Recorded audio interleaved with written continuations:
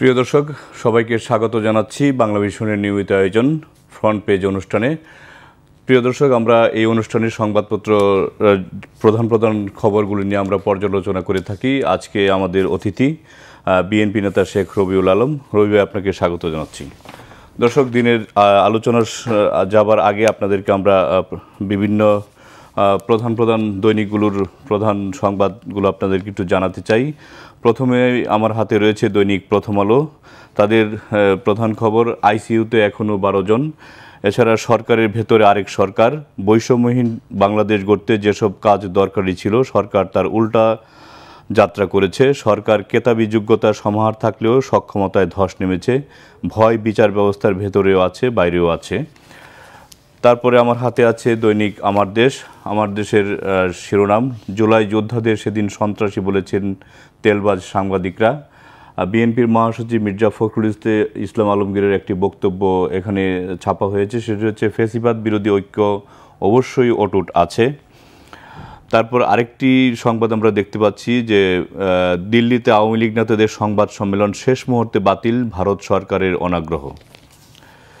তারপরে আমার হাতে রয়েছে দৈনিক ইত্তেফাক। ইত্তেফাকের প্রধান শিরোনাম, মাইলস্টোন ট্র্যাজেডি, হতাহতের সংখ্যা নিয়ে বিতর্ক, সঠিক সংখ্যা নির্ধারণে কমিটি গঠন। তারপর আরেকটি সংবাদ রয়েছে, বাণিজ্য ঘাটতি কমাতে যুক্তরাষ্ট্র থেকে বেশি দামে কেনা হবে গম। দৈনিক ইনকিলাব, সরেজমিন মাইলস্টোন ক্যাম্পাসে কয়েক ঘণ্টা, শোকাচ্ছন্ন দিয়াবাড়ি থমথমে।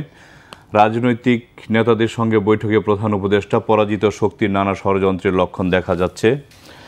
তারপরে আমার হাতে রয়েছে দৈনিক সমকাল। সমকালের প্রধান শিরোনাম, ইসি গঠন প্রধানমন্ত্রীর হাতে থাকবে না, রাজি বিএনপি। ঐক্যমতের সংলাপ, মেয়াদ পূর্তির 90 দিন আগে বাছাই কমিটি গঠন, সাংবিধানিক কমিটির মাধ্যমে নিয়োগ। পিএসসি দুদকে নিয়োগ সরকারের হাতে চায় বিএনপি।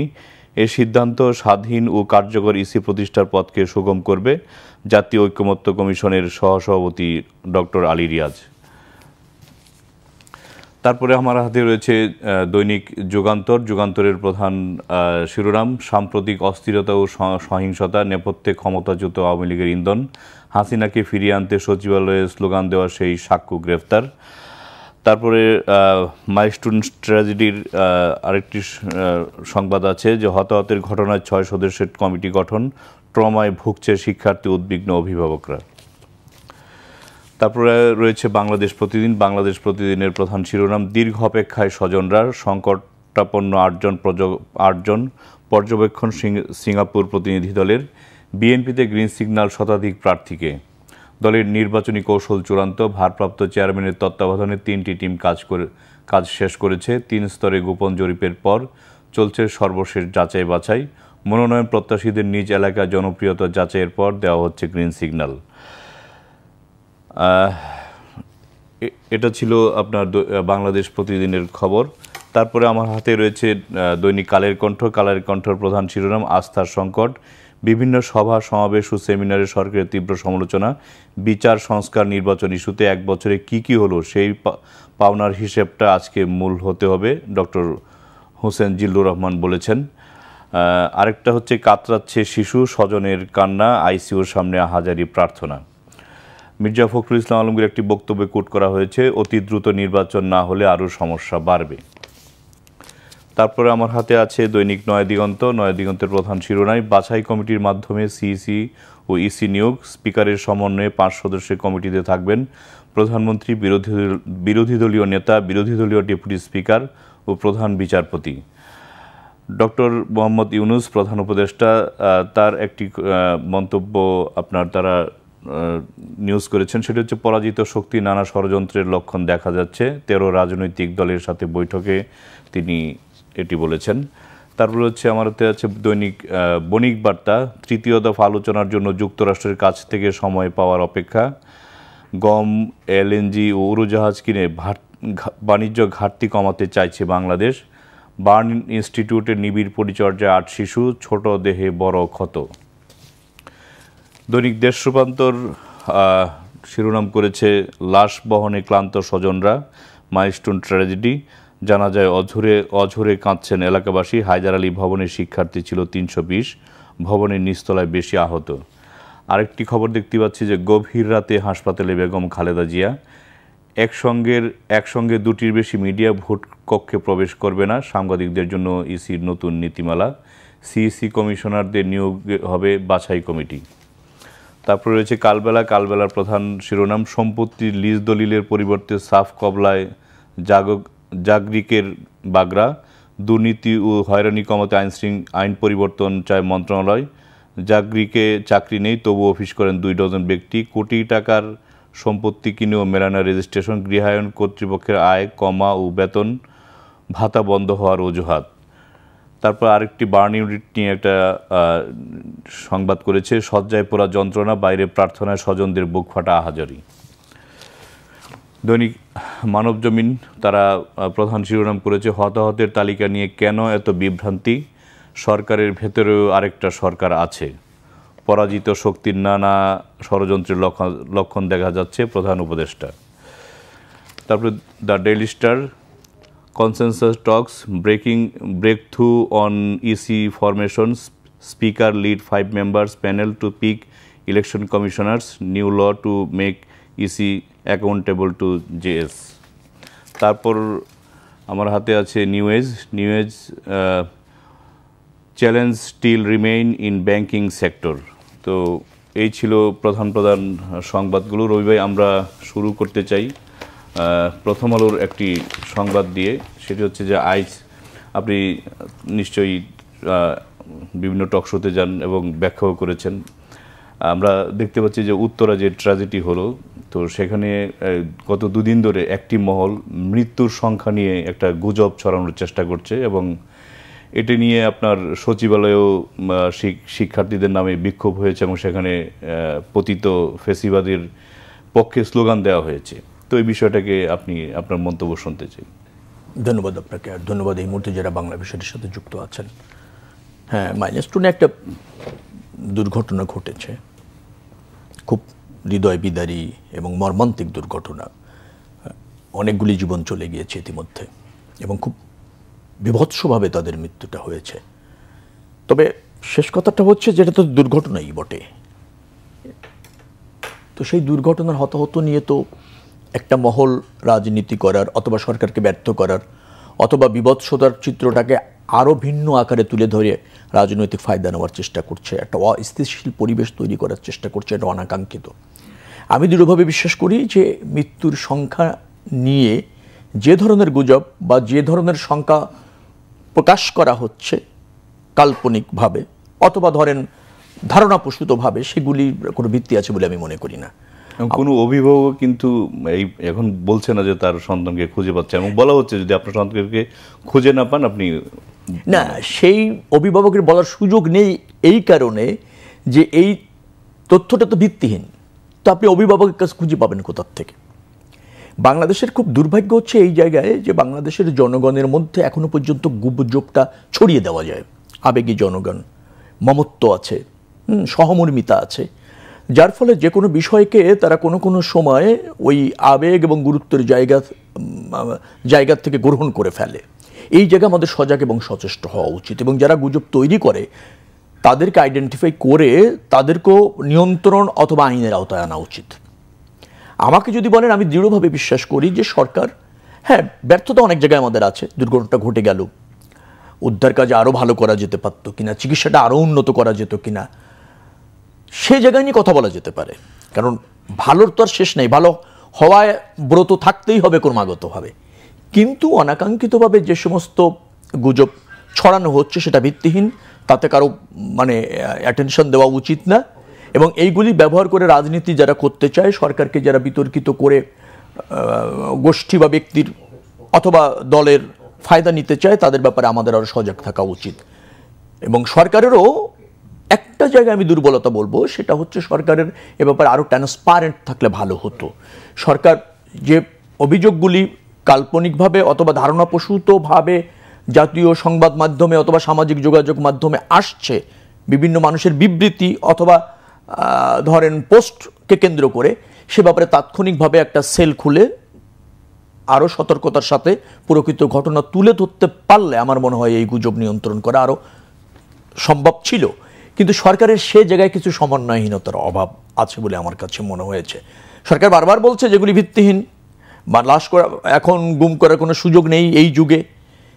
তো এই কথাগুলি সরকার আরও যদি একটু সমন্বিতভাবে, নিয়মিতভাবে জনগণকে জানান দিত, আমার বিশ্বাস যে এই গুজব যারা সৃষ্টি করেছিল তারা এইভাবে এই গুজবটাকে প্রসারিত করতে পারত না, অথবা এই গুজবকে কেন্দ্র করে যে বিশৃঙ্খলা, সচিবালয়ের কথা বললেন, অন্য জায়গায় আন্দোলন হয়েছে বললেন, এখনো পর্যন্ত বেশ কিছুটা আছে বললেন, এই অ্যাক্টিভিটিসগুলি আছে, সেটা আরও প্রথম দিনেই নিয়ন্ত্রণ করা সম্ভব ছিল বলে আমার বিশ্বাস। আপনাকে একটি খবর জানাচ্ছি, সেটি হচ্ছে কিছুক্ষণ আগে সাবেক প্রধান বিচারপতি ABM খায়রুল হককে তার ধানমন্ডির বাসা থেকে গ্রেফতার করা হয়েছে। সবগুলো মিডিয়াতে এখন ব্রেকিং নিউজ চলছে। সাবেক প্রধান বিচারপতি খায়রুল হক তত্ত্বাবধায়ক সরকার বাতিল সহ বেশ কিছু বিতর্কিত রায় দিয়েছেন। তো এই যে তাকে এতদিন পরে গ্রেফতার করা হলো, এই বিষয়ে আপনার মন্তব্য শুনতে চাই। প্রথমত বিচারপতিদের গ্রেপ্তার জাতির জন্য খুব ভালো সংবাদ বহন করে না। তারপর তিনি প্রধান বিচারপতি ছিলেন। তবে এটাও ঠিক যে খায়রুল হক সর্বোচ্চ আদালতের সম্মান অক্ষুণ্ণ রেখে জাতির বৃহত্তর স্বার্থে রায় প্রদানের ক্ষেত্রে কোনো কোনো জায়গায় বিচ্যুতি ঘটিয়েছেন বিধায় এটা মনে হয়েছে। এবং তখনকার যে ফ্যাসিবাদী সরকার ছিল তার আদেশ নির্দেশে বিচার কার্য পরিচালনা করেছেন, এরকম একটা ধারণা মানুষের মধ্যে তৈরি হয়েছে। তত্ত্বাবধায়ক সরকারের যে ইস্যুটা ছিল, আপনি জানেন যে সেখানে অ্যামিকাস কিউরি 7 জন নিয়োগ করা হয়েছিল, তার একজন ছাড়া 6 জনই তত্ত্বাবধায়ক সরকার রাখার পক্ষে ছিল, একজন বিরোধিতা করেছিল তত্ত্বাবধায়ক সরকারের। অ্যাপিলেট বিভাগে ওই সময় সম্ভবত 7 জন বিচারপতি ছিলেন, 4 জন তত্ত্বাবধায়ক সরকার বাতিল করতে চাইলেন খায়রুল হকের নেতৃত্বে, আর 3 জন কিন্তু তত্ত্বাবধায়ক সরকার রাখতে চেয়েছিলেন। অর্থাৎ এই রকমের একটা স্পর্শকাতর সিদ্ধান্ত, যেটা বাংলাদেশের গণতন্ত্র এবং বাংলাদেশের সুশাসনের জন্য সহায়ক হয়েই সব ঐক্যমতের ভিত্তিতে সংবিধানে প্রতিষ্ঠিত করা হয়েছিল, একটি বিশেষ দলকে বা ফ্যাসিবাদী শক্তিকে ক্ষমতায় রাখার জন্য, সেটা যখন সর্বোচ্চ আদালত গণতন্ত্র, রাষ্ট্রের স্বার্থ, জনগণের স্বার্থ বিবেচনা না করেই ঢালাওভাবে বাতিল করেছিল, সেখানে মনে হয়েছে যে তিনি বিচার বিভাগের ওই সম্মান, বিচার বিভাগের ওই নিরপেক্ষতা, বিচার বিভাগের ওই জন আকাঙ্ক্ষা বা বৃহত্তর রাষ্ট্রীয় স্বার্থ সংরক্ষণ করতে ব্যর্থ হয়েছিলেন, যার ফলে তার বিরুদ্ধে অভিযোগ আছে। নিশ্চয়ই আইন শৃঙ্খলা রক্ষাকারী বাহিনী দেরিতে হলো তাকে গ্রেপ্তার করে হচ্ছে। এখন যেহেতু বিচার বিভাগ স্বচ্ছ, নিরপেক্ষ সরকার আছে, অন্তর্বর্তীকালীন সরকার আছে, আবার বিচার বিভাগকে আমরা ঢেলে সাজানোর চেষ্টা করছি, সংস্কারের চেষ্টা করছি, স্বাধীন করার জন্য মানে প্রস্তাবনা আছে, নিশ্চয়ই তিনি আইনি প্রক্রিয়ায় নির্দোষ হয়ে বের হয়ে পান। কিন্তু মানুষের যে রয়েছে, ক্ষোভ রয়েছে, অর্থাৎ তার বিচার প্রক্রিয়ার মধ্যে প্রভাবিত হওয়ার যে অভিযোগ রয়েছে, তার জন্য তো তাকে আইনের আওতায় আনা যেতেই পারে, এবং সেই আইনি প্রক্রিয়ার মাধ্যমে তিনি নির্দোষ প্রমাণিত হলে সেটাই হচ্ছে তার জন্য আপনার সম্মানের এবং জাতির জন্য স্বস্তির। আমরা আরেকটা সংবাদিকে যাচ্ছি, সেটা হচ্ছে দৈনিক প্রথম আলো করেছে, আপনার মানব জমিনে করেছে, সেটা হচ্ছে সরকারের ভেতরেও আরেকটা সরকার আছে। ডক্টর হুসেন জিল্লুর বলেছেন মিষ্টি কথা অনেক হয়েছে, আজকে পাওনার হিসাবটা জরুরি। আর ডক্টর দেবপ্রিয় ভট্টাচার্য বলেছেন যে সরকারের ভেতর একটা সরকার আছে, এটা এখন আর গোপন কোনো বিষয় নয়। আর তো আপনি কিভাবে দেখছেন এই বক্তব্য? সত্য, দুজনই যথার্থ বলেছেন। গোপন কোনো বিষয় এখন না, শুধু না, প্রথম থেকে এটার গোপন কোনো বিষয় ছিল না। আমরা রাজনীতিবিদরা বলছিলাম সরকার দেখা যাচ্ছে বাইরের থেকে একটা অন্তর্বর্তীকালীন সরকার, কিছু বিজ্ঞ, কিছু যোগ্য, কিছু খ্যাতিসম্পন্ন ব্যক্তি সমন্বয়ে একটা সরকার। কিন্তু সেই সরকারটি তাদের যা করণীয়, একটা অন্তর্বর্তীকালীন সরকারের যে দায়িত্ব থাকে এবং রাষ্ট্র ব্যবস্থাপনায় যে অগ্রাধিকার থাকে, সেটা চিহ্নিত করতে এবং সমন্বিতভাবে ফাংশন করতে ব্যর্থ হয়েছে, এটা দৃশ্যমান এবং প্রতিষ্ঠিত। অন্তর্বর্তীকালীন সরকারের মূল কাজ ছিল কিছু প্রয়োজনীয় সংস্কার, তারপর ফ্যাসিবাদীর পতিত শক্তি যেটা আছে তাদের বিচারের আওতায় আনা এবং দ্রুততম সময়ের মধ্যে একটা গ্রহণযোগ্য নির্বাচনের আয়োজন করা। এই তিনটি কাজই তারা যেভাবে প্রলং করেছে, তারা যেভাবে লেজে গোবরে করেছে এবং কালেক্ষেপণ যেভাবে করেছে, সেই জায়গা থেকে মনে হয়েছে যে সরকারের এখনো পর্যন্ত করণীয় তারা নির্ধারণ করতে ব্যর্থ হয়েছে, অগ্রাধিকার চিহ্নিত করতে ব্যর্থ হয়েছে এবং নিয়মিতভাবে রাষ্ট্র পরিচালনা করবার জন্য যে রুটিন কাজগুলি আছে সেগুলিও তো তারা খুব সফল হতে পারেনি। কোনো কোনো সময় মনে হয়েছে যে সরকারের এখন তো গ্রহণযোগ্যতাও সমস্যা তৈরি হবে, নিরপেক্ষতার সমস্যা তৈরি হবে, সক্ষমতার সমস্যা তৈরি হচ্ছে। কারণ দেখবেন যে আমাদের ইতিমধ্যে 1 বছর অতিক্রম হয়েছে, উল্লেখযোগ্য কোনো অগ্রগতি নাই। আমরা সেই সংকটের মধ্যেই রয়েছি, আমরা সেই ধরেন অস্বস্তির মধ্যেই রয়েছি। সরকারকে কোনো কোনো সময় এটা দৃশ্যমান এবং প্রতিষ্ঠিত হয়েছে যে সরকার তার অনুগত বা তার পছন্দের একটা রাজনৈতিক দল প্রতিষ্ঠিত করতে চায়। শুধু প্রতিষ্ঠিতই করতে চায় না, সেই রাজনৈতিক দলকে ক্ষমতার অংশ করতে চায়, এরকম একটা বিষয় এখন স্পষ্টত।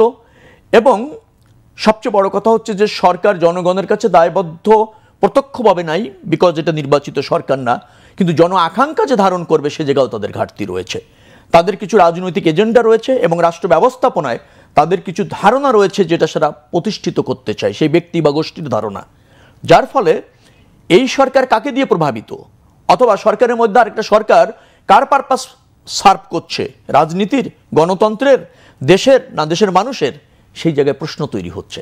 এই প্রশ্ন রাজনৈতিক দলগুলির মধ্যে আগেই তৈরি হয়েছে, একটি বা দুটি বিশেষ রাজনৈতিক দল ছাড়া বাকি সবার মধ্যে তৈরি হয়েছে। এখন যারা এই সমাজের সিনিয়র সিটিজেন, অভিজ্ঞ নাগরিক, অর্থনীতিবিদ, তারপর ধরেন যারা নাগরিক সমাজ, অথবা যারা ধরেন বিজ্ঞ প্রজ্ঞাবান মানুষ, যারা রাষ্ট্র নিয়ে ভাবেন, রাষ্ট্রের সমস্যা নিয়ে ভাবেন, তারাও সেই বিষয়ে বক্তব্য বা মতামত দিতে শুরু করেছেন। তো এই জায়গাটা আমাদের স্মরণ করে দেওয়া উচিত। অন্তর্বর্তীকালীন সরকার, আপনারা যারা ক্ষমতায় আছেন, তাদের নির্দিষ্ট মেয়াদ বা স্বল্প মেয়াদ রয়েছে, নির্দিষ্ট একেবারে আমরা করতে পারিনি, কিন্তু মেয়াদটা স্বল্প। তাদের কিছু রুটিন ওয়ার্ক আছে এবং তাদের কাছে কিছু প্রয়োজনীয় দায়িত্ব রয়েছে, তাদের পরিসরটাও ছোট রয়েছে এবং আপনার কাজ করার যে পরিধি সেটাও কিন্তু ছোট রয়েছে। অতএব এই জাতীয় গুরুত্ব বিবেচনা করেই তারা আবার একটা নিরপেক্ষ অন্তর্বর্তীকালীন সরকার হিসেবে দায়িত্ব পালন করবে, জন আকাঙ্ক্ষা ধারণ করে এই সময় সমালোচনার ঊর্ধ্বে থেকে, সেটাই জনগণের প্রত্যাশা। একটা খবরের দিকে আপনার দৃষ্টি আকর্ষণ করছি, সেটা হচ্ছে গতকালকে প্রধান উপদেষ্টা 13টি রাজনৈতিক দলের সঙ্গে বৈঠক করেছেন। তার আগের দিন বিএনপি সহ 4টি রাজনৈতিক দলের বৈঠক করেছেন।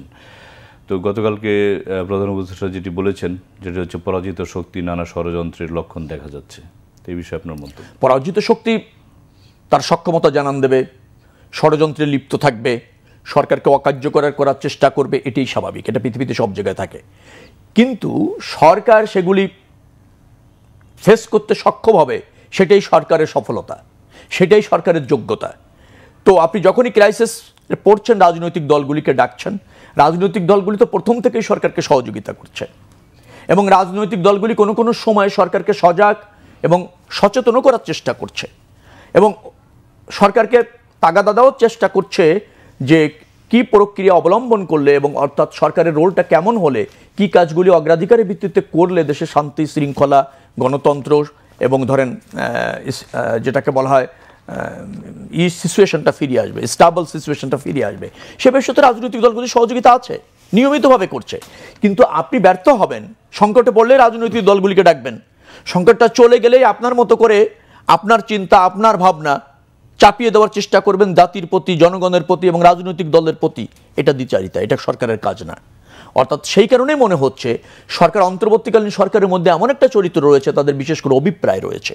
সেই অভিপ্রায় কোনো কোনো সময় নির্বাচিত সরকার প্রতিষ্ঠা ক্ষেত্রে অন্তরায় হচ্ছে, কোনো কোনো সময় রাজনৈতিক ঐক্য ধরে রাখা কঠিন হচ্ছে। এই জায়গা থেকে যদি সরকার বেরিয়ে না আসে, রাজনৈতিক দলগুলির সহযোগিতা থাকলেও দেখা যাচ্ছে যে সরকার সফল হবে না, তাতে দেশের ক্ষতি হবে, জাতির ক্ষতি হবে। এবং আমাদের যে লক্ষ্য রয়েছে একটা নির্বাচিত সরকার প্রতিষ্ঠিত করে গণতন্ত্র এবং জনগণের শাসন ব্যবস্থায় ফিরে আসা, মানে জনগণের প্রত্যক্ষ অংশগ্রহণের যে শাসন ব্যবস্থা, সেই জায়গায় ফিরে আসার পথটা ঝুঁকিতে পড়বে। যার ফলে আমরা মনে করি সরকারের এখনই দ্রুততম সময়ের মধ্যে সজাগ হয়ে রাইট ট্র্যাকে ফিরে আসা দরকার। আরেকটি সংবাদ, সেটা হচ্ছে দৈনিক আমার দেশ লিখেছে যে ফেসিবাদ বিরোধী ঐক্য অবশ্যই অটুট আছে, জানিয়েছেন বিএনপির মহাসচিব মির্জা ফখরুল ইসলাম আলমগীর। তো আমরা বিভিন্ন সময় দেখতে পাচ্ছি যে এখন রাজনৈতিক দলগুলির মধ্যে একটা কাঁদা ছোড়াছুড়ি চলছে, কর্মীদের মধ্যে ফেসবুক বা সামাজিক যোগাযোগ মাধ্যমে একে অপরের বিরুদ্ধে বিশুদ্ধার চলছে।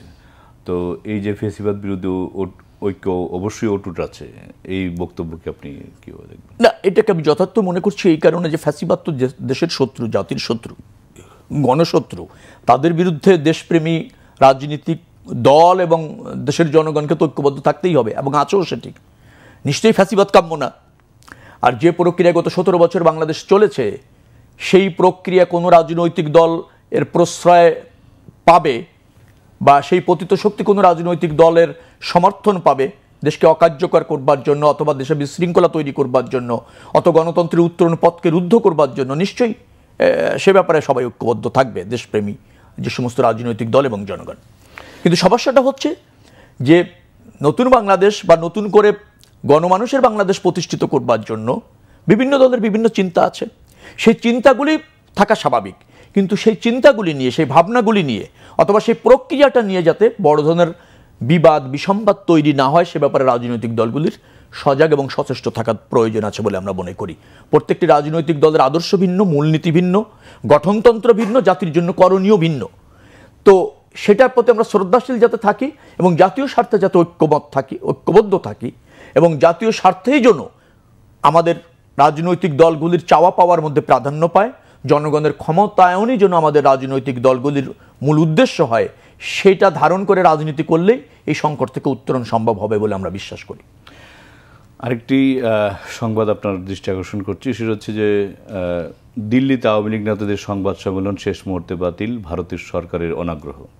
এই যে ভারতে বসে আওয়ামী লীগের রাজনীতি করা, এবং অনেকেই বলছেন সেটা অবশ্যই ভারতেরও সমর্থন আছে, তো এই বিষয়টাকে আপনি কীভাবে দেখবেন? না, এটা তো প্রতিষ্ঠিত হয়েছে ভারত আর আওয়ামী লীগ অঙ্গাঙ্গিভাবে জড়িত, এবং আওয়ামী লীগ যা চায় ভারত তা করতে ব্রত হয়, অথবা ভারত যেভাবে চায় নির্দেশনা দেয় আওয়ামী লীগ সেই কাজগুলি করতে অভ্যস্ত, এবং সেভাবেই বাংলাদেশকে দেখতে আওয়ামী লীগ ও অভ্যস্ত। অর্থাৎ আওয়ামী লীগ ভারতের চোখ দিয়েই বাংলাদেশকে দেখতে চায়, এটা তো প্রতিষ্ঠিত হয়েছে। তারপর আমি মনে করি যে পলাতক অবস্থায় থেকে একটা দেশের বিরুদ্ধে কোনো রাজনৈতিক শক্তির নামে কেউ যদি অপপ্রচার করে বাংলাদেশের বিরুদ্ধে, অথবা ধরেন কোনো অ্যাক্টিভিটিস করার পরিকল্পনা ওখানে প্রকাশ্যভাবে করে, ভারতের সেখানে রেসপন্স করা উচিত হবে না, এবং সেটা নিয়ন্ত্রণ করা বন্ধ করা তাদের দায়িত্ব হবে। বিকজ বাংলাদেশ একটা স্বাধীন সার্বভৌমত্ব দেশ, সে দেশের জনগণ এবং সে দেশের আপনার রাজনীতিবিদরাই ঠিক করবে বাংলাদেশের গতিপথ কী হবে। বাংলাদেশে একটা ফ্যাসিবাদীর পতন হয়েছে, জাতীয় ঐক্যবদ্ধভাবে সেটা করেছে। বাংলাদেশ আগামীতে কিভাবে চলবে সে ব্যাপারে বাংলাদেশের জনগণই সিদ্ধান্ত নেওয়ার জন্য যথেষ্ট। ভারত প্রতিবেশী বন্ধুপ্রতিম রাষ্ট্র, নিশ্চয়ই সে বাংলাদেশের সার্বভৌমত্ব, বাংলাদেশের গণতন্ত্র, বাংলাদেশের গণমানুষের রাজনীতি, বাংলাদেশের গণমানুষের রাষ্ট্র ব্যবস্থাপনায় কোনো রকমের হস্তক্ষেপ বা কোনো ধরনের প্রতিবন্ধকতা সৃষ্টি হয়, কোনো ধরনের অসহযোগিতা সৃষ্টি হয়, এই ধরনের কোনো পদক্ষেপে ভারত যাবে না বলে আমাদের বিশ্বাস। কারণ ভারতের সাথে আমাদের দ্বিপক্ষীয় সম্পর্ক রয়েছে প্রতিবেশী রাষ্ট্র হিসাবে, বন্ধুপ্রতিম রাষ্ট্র। আমরা পারস্পরিক সৌহার্দ্যতা, পারস্পরিক স্বার্থ এবং পারস্পরিক যেটাকে বলা হয় সম অধিকার নিয়েই রাজনীতি, বসবাস, সম্পর্ক উত্তরণ করতে চাই। কোনো বিশেষ দলের প্রতি ভারত হবে না, আনুকূল্য দেখাবে না। এদেশের জনগণের সাথে সম্পর্ক উন্নয়ন করতে চাইবে, বাংলাদেশের সাথে সম্পর্ক উন্নয়ন করতে চাইবে, এটা হওয়া উচিত ভারতের নীতি। রবি ভাই, একটি বিষয় সেটা হচ্ছে যে স্বাস্থ্য উপদেষ্টাকে নিয়ে বেশ আলোচনা সমালোচনা হচ্ছে, তাকে আসলে কোথাও দেখা যায় না প্রকাশ্যে, এবং যত বড় ক্রাইসিসই হোক তিনি অনেকটা পর্দার অন্তরালেই থাকেন। তো গতকালকে আপনার নাগরিক পার্টির নেতা হাসনাত আবদুল্লাহ বলেছেন স্বাস্থ্য উপদেষ্টা যে বেতন নেন তা হারাম। তো এই যে স্বাস্থ্য উপদেষ্টাকে কোথাও পাওয়া যায় না, দেখা যায় না, মানে এই বিষয়টিকে আপনি কীভাবে দেখবেন? না, প্রথমে স্বাস্থ্য উপদেষ্টার স্বাস্থ্যের খবর নিতে হবে। স্বাস্থ্যটা দেখার মতো যদি ফিট না থাকে, অথবা স্বাস্থ্য মন্ত্রণালয়ের যে সমস্ত সংকটগুলি তৈরি হচ্ছে, অথবা যে অ্যাক্টিভিটিসগুলি থাকা দরকার ছিল সেটার জন্য যদি উনি উপযুক্ত নিজেকে না মনে করেন, সেটা ফেস করার জন্য যোগ্যতা যদি না রাখেন, তাহলে তো নিশ্চয়ই তাকে দেখা যাবে না। আর আমরা এটা নিয়ে খুব বেশি সমালোচনা করতে চাই না, একটাই কারণ যে এই সরকারটা মূলত কোনো দপ্তর, কোনো মন্ত্রণালয়কে সঠিকভাবে ফাংশনার করানোর জন্য যোগ্য, উপযুক্ত এবং জনগণের কাছে দায়বদ্ধ কোনো নেতৃত্ব না, বা কোনো মন্ত্রী অথবা উপদেষ্টা না। তারা একটা ছোট্ট বডি, প্রধান উপদেষ্টার পছন্দেই সেটা গঠিত হয়েছে, তারা প্রধান উপদেষ্টার কাছে দায়বদ্ধ, অথবা ধরুন প্রধান উপদেষ্টার ইচ্ছা অনিচ্ছা প্রতিষ্ঠিত করতেই তারা সংকল্পবদ্ধ। তারা জনগণের আকাঙ্ক্ষা ধারণ করছে না এবং জনগণের কাছে দায়বদ্ধ থাকছে না, যার ফলে তাদের কাছ থেকে ভালো পারফরমেন্স আপনি প্রত্যাশা করতে পারবেন না। তবে আমি এইটুকু বলতে চাই যে অন্তর্বর্তীকালীন সরকারের অনেক উপদেষ্টা নিয়ে সমালোচনা আছে। অন্তর্বর্তীকালীন সরকারটা ফাংশন করছে কিনা সেটাও বিতর্কের মধ্যে চলে গিয়েছে। আশা করি প্রধান উপদেষ্টা এবং তার যে পরিষদ আছে তারা সেটা বিবেচনা করে হয়তো রিফর্ম হয়তো করব না, চাইবো না, কিন্তু দ্রুততম সময়ের মধ্যে নির্বাচিত সরকারের কাছে ক্ষমতা হস্তান্তরটা চাইব। আমরা শেষের দিকে আর 1-1.5 মিনিট আছে, সেটা হচ্ছে যে আমার দেশে আরেকটা ইন্টারেস্টিং সবার চাহিদার কথা বিবেচনায় রেখে সংবাদটি প্রকাশ করেছে, বাজারে আকাল থাকলেও ইলিশ রপ্তানির সিদ্ধান্ত। তো বিষয়টাকে কি ব্যাখ্যা করবেন? বাজারে আকাল আছে, ইলিশ রপ্তানি করতে হবে, তার মানে হচ্ছে যে রপ্তানি বাড়াতে হবে না, কিন্তু দেশে আপনার তো লোকজন কিনেই খায়। আমি বলছি এটা সরকারের ভাবনা। দেশের লোক ইলিশ খাবে কি খাবে না, পাবে কি পাবে না, খাওয়ার প্রয়োজন আছে কি আছে না, সেটা কখন দেখবে? যখন দেশ বান্ধব একটা সরকার থাকবে। আমি আপনাকে আবারও বলছি, মানুষকে এটা বোঝানো যায় না, খুব অনাকাঙ্ক্ষিত কথাটা হচ্ছে আপনি দেশ, জনগণের স্বার্থ তখনই প্রাধান্য পাবে যে ব্যক্তিটাকে আপনি আপনার প্রতিনিধিত্ব করার দায়িত্ব দিয়েছেন এবং রাষ্ট্র ব্যবস্থাপনার দায়িত্ব দিয়েছেন। এছাড়া পৃথিবীর কোথাও যত বড় উন্নত গণতন্ত্র হোক না কেন, কেউ দেশ এবং জনগণের আকাঙ্ক্ষা ধারণ করে রাষ্ট্র ব্যবস্থা করতে পারেনি। এই সরকারটি যেহেতু নির্বাচিত না, অতএব দেশের কি হবে সে জায়গা বড় না। হয়তো অর্থ সংকট আছে, রপ্তানি বাড়ানোর জন্য মনে করছে কিছু আপনার বৈদেশিক মুদ্রা আসবে ইলিশটা রপ্তানি করতে পারলে। আর যারা ওই পর্যায়ে থাকেন তাদের ইলিশের অভাব হয় না। ইলিশের অভাব হয় খেটে খাওয়া মানুষের, সাধারণ মানুষের। বছরে 1-2 বার খেতে পান, তারা হয়তো বাজারে পাবেন না বা খেতে পারবেন না উচ্চ মূল্যের কারণে। আমরা একেবারেই শেষ প্রান্তে। প্রিয় দর্শক, আজ এ পর্যন্তই। কাল দেখা হবে একই সময়। ভালো থাকবেন, সুস্থ থাকবেন, সে প্রত্যাশায় আজকের মতো এখানেই বিদায় চাইছি। সঙ্গে থাকার জন্য ধন্যবাদ সবাইকে।